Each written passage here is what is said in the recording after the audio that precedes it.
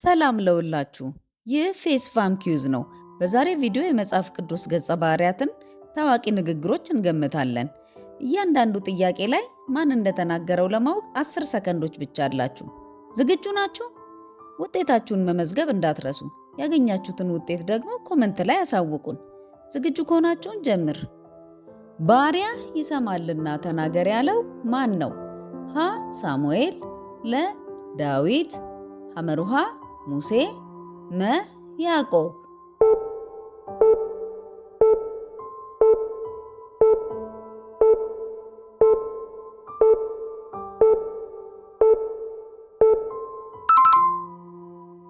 መልሱ ሀ ሳሙኤል ነው። አንደኛ ሳሙኤል ምዕራፍ 3 ቁጥር 10። እግዚአብሔርም መጥቶ ቆመ፣ እንደ ቀድሞም ሳሙኤል ሳሙኤል ብሎ ጠራው። ሳሙኤልም ባሪያ ይሰማልና ተናገር አለው። እኔና ቤቴ ግን እግዚአብሔርን እናመልካለን ያለው ማን ነው? ሀ ሙሴ፣ ለ ኢያሱ፣ ሐመሩሃ ካሌብ፣ መ ዳዊት።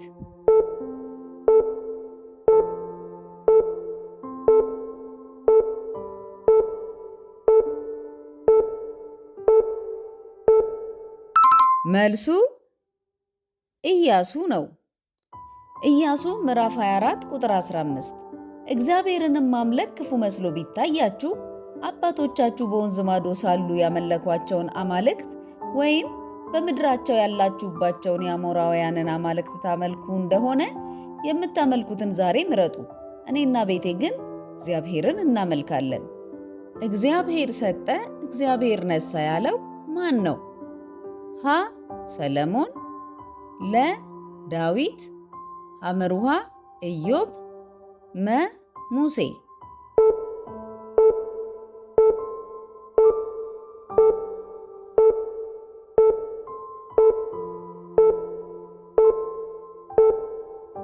መልሱ ሐመሩሃ ኢዮብ ነው።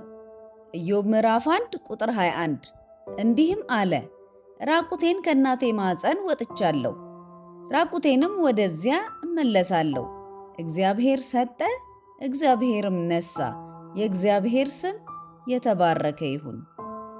ብጠፋም ልጥፋ ብላ ወደ ንጉሥ የገባችው ማነች?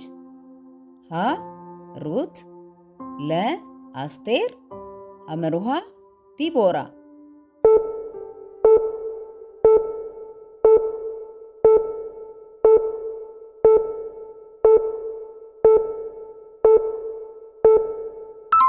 መልሱ ለአስቴር ነው። የአስቴር መጽሐፍ ምዕራፍ 4 ቁጥር 16 ሄደህ በሱሳ ያሉትን አይሁድ ሁሉ ሰብስብ፣ ለእኔም ጹሙ፣ 3 ቀን ሌሊቱንም ቀኑም አትብሉ አትጠጡም፣ እኔና ደንገጥሮቼ ደግሞ እንዲሁ እንጾማለን። ምንም እንኳ ያለ ሕግ ቢሆንም ወደ ንጉሡ ገባለሁ፣ ብጠፋም እጠፋለሁ።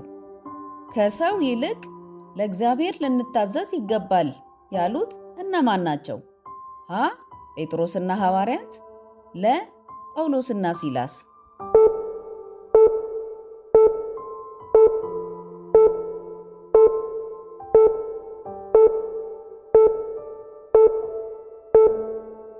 መልሱ ሀ ጴጥሮስና ሐዋርያት ነው። ሐዋርያት ሥራ ምዕራፍ 5 ቁጥር 29 ጴጥሮስና ሐዋርያትም መልሰው አሉ፣ ከሰው ይልቅ ለእግዚአብሔር ልንታዘዝ ይገባል። እንዴት በእግዚአብሔር ፊት ኃጢአት እሰራለሁ ያለው ወጣት ማን ነው? ሀ ዳዊት፣ ለ ዳንኤል፣ ሐመሩሃ ዮሴፍ።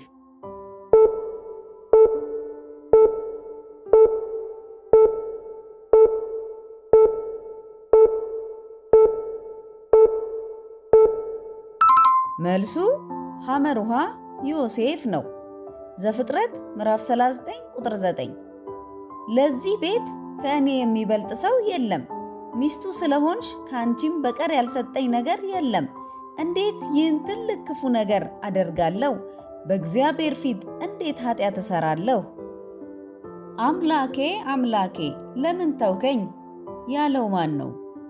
ሀ ኢየሱስ፣ ለ ዳዊት፣ ሐመሩሃ ኤልያስ።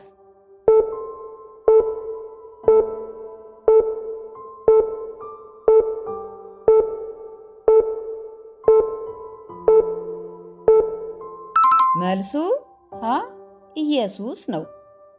ማቴዎስ ምዕራፍ 27 ቁጥር 46 በ9 ሰዓትም ኢየሱስ ኤሎሄ ኤሎሄ ላማ ሰበቅታኒ ብሎ በታላቅ ድምፅ ጮኸ። ይህም አምላኬ አምላኬ ስለምን ተውኸኝ ማለት ነው። ለእኔ ሕይወት ክርስቶስ ነው ያለው ሐዋርያ ማን ነው? ሀ ጴጥሮስ፣ ለ ጳውሎስ፣ አመሩሃ ዮሐንስ።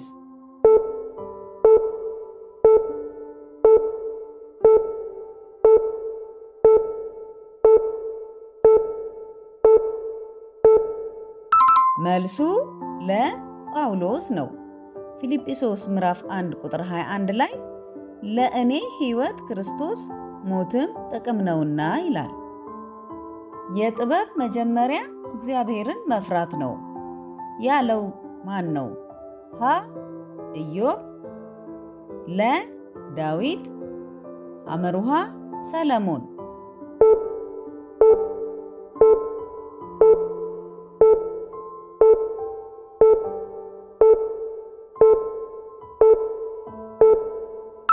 መልሱ ሐመሩሃ ሰለሞን ነው። ምሳሌ 1 ቁጥር 7 የጥበብ መጀመሪያ እግዚአብሔርን መፍራት ነው፣ ሰነፎች ግን ጥበብንና ተግሳጽን ይንቃሉ። ለጌታ መንገድን ጥረጉ ብሎ የጮኸው ማን ነው? ሀ መጥምቁ ዮሐንስ፣ ለ ኢሳይያስ፣ ሐመሩሃ ሰለሞን።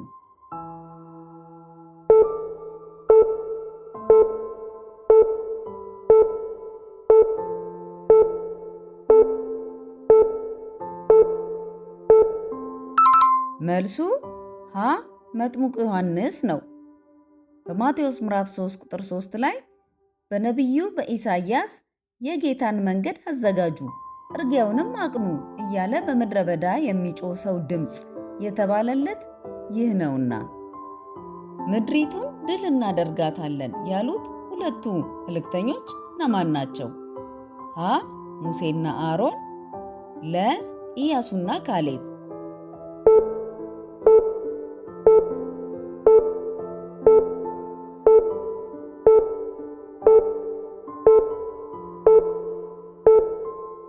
መልሱ ለኢያሱና ካሌብ ነው። ዘኍልቍ ምዕራፍ 14 ቁጥር 8 እግዚአብሔርስ ከወደደን ወተትና ማር ወደምታፈሰው ወደዚች ምድር ያገባናል፣ እርሷንም ይሰጠናል። እነሆ እኔን ላከኝ ያለው ነቢይ ማን ነው? ሀ ኢሳይያስ፣ ለ ኤርምያስ።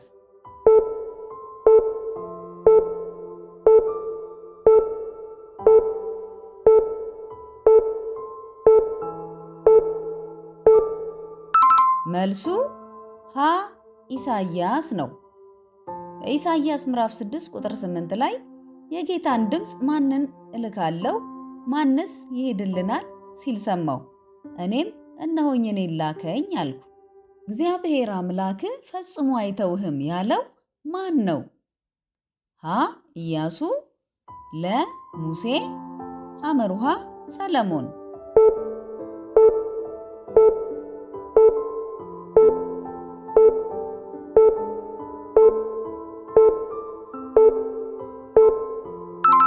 መልሱ ለሙሴ ነው። ዘዳግም 31 ቁጥር 8 በፊትህም የሚሄድ እርሱ እግዚአብሔር ነው፣ ከአንተ ጋር ይሆናል፣ አይጥልህም፣ አይተውህም፣ አትፍራ፣ አትደንግጥ አለው። ይህ ንግግር ሙሴ ወደ ከነዓን እንደማይገባ በተረዳ ጊዜ መሪነቱን ለኢያሱ ሲያስተላልፍ የተናገረው የማበረታቻ ንግግር ነው። የጽድቅ አክሊል ይጠብቀኛል ያለው ማን ነው? ሀ ጳውሎስ፣ ለ ጴጥሮስ፣ ሐመሩሃ ዮሐንስ።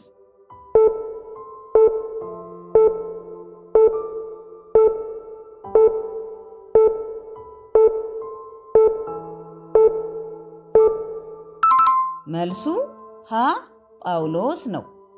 ሁለተኛ ጢሞቴዎስ ምዕራፍ 4 ቁጥር 8 ወደፊት የጽድቅ አክሊል ተዘጋጅቶልኛል፣ ይህንም ጻድቅ ፈራጅ የሆነው ጌታ ያን ቀን ለኔ ያስረክባል፣ ደግሞም መገለጡን ለሚወዱ ሁሉ እንጂ ለእኔ ብቻ አይደለም።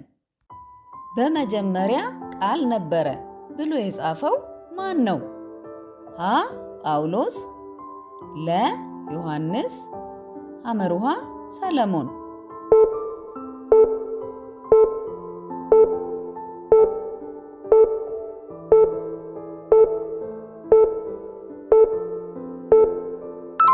መልሱ ለዮሐንስ ነው።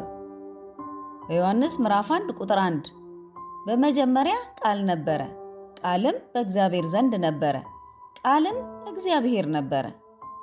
እምነት ያለ ሥራ የሞተ ነው ብሎ ያስተማረው ማን ነው? ሀ ያዕቆብ፣ ለ ጳውሎስ፣ ሐመሩሃ ጴጥሮስ።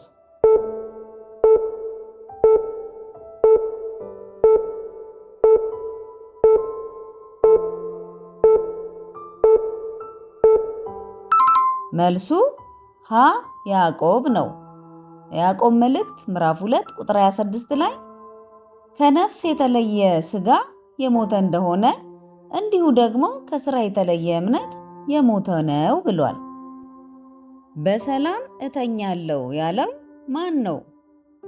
ሀ ሰለሞን፣ ለ ዳዊት፣ ሐመሩሃ ጴጥሮስ።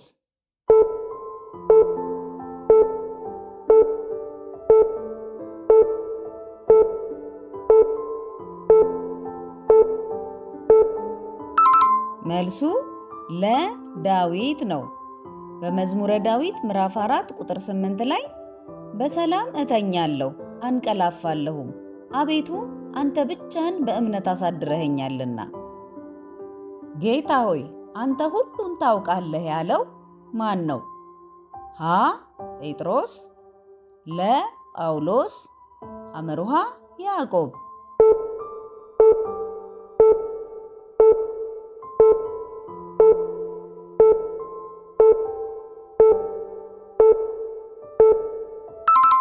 መልሱ ሀ ጴጥሮስ ነው። በዮሐንስ ወንጌል ምዕራፍ 21 ቁጥር 17 ሦስተኛ ጊዜ የዮና ልጅ ስምዖን ሆይ ትወደኛለህን አለው። ሦስተኛ ትወደኛለህን ስላለው ጴጥሮስ አዘነና ጌታ ሆይ አንተ ሁሉን ታውቃለህ፣ እንድወድህ አንተ ታውቃለህ አለው። ኢየሱስም አለው በጎቼን አሰማራ። የምወደው ልጄ ይህ ነው ያለው ማን ነው? ሀ እግዚአብሔር፣ ለ ጴጥሮስ።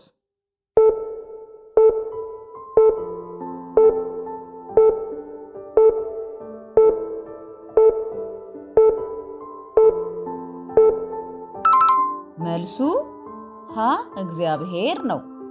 ማቴዎስ 3 ቁጥር 17 እነሆም ድምፅ ከሰማይ መጥቶ በእርሱ ደስ የሚለኝ የምወደው ልጄ ይህ ነው አለ። ጌታ ሆይ ወደ ማን እንሄዳለን ያለው ማን ነው? ሀ ያዕቆብ፣ ለ ጳውሎስ፣ ሐመሩሃ ጴጥሮስ።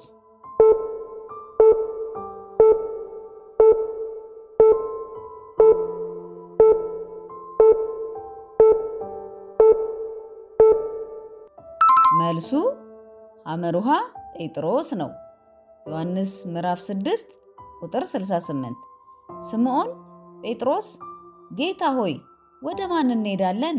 አንተ የዘላለም የሕይወት ቃል አለ አለው። የዛሬ ጥያቄዎች እንዴት ነበሩ? ከ20 ጥያቄዎች ውስጥ ስንቱን በትክክል መለሳችሁ? ከ20ዎቹ ጥያቄዎች ምን ያህሉን እንደመለሳችሁ ኮሜንት ላይ አስቀምጡልን። ቻናላችንን ሰብስክራይብ በማድረግ ቤተሰብ ይሁኑ። በየጊዜው የሚለቀቁ ቪዲዮዎች እንዲደርሷችሁ ደግሞ የደውል ምልክቷን ተጫኑ። መልካም ጊዜ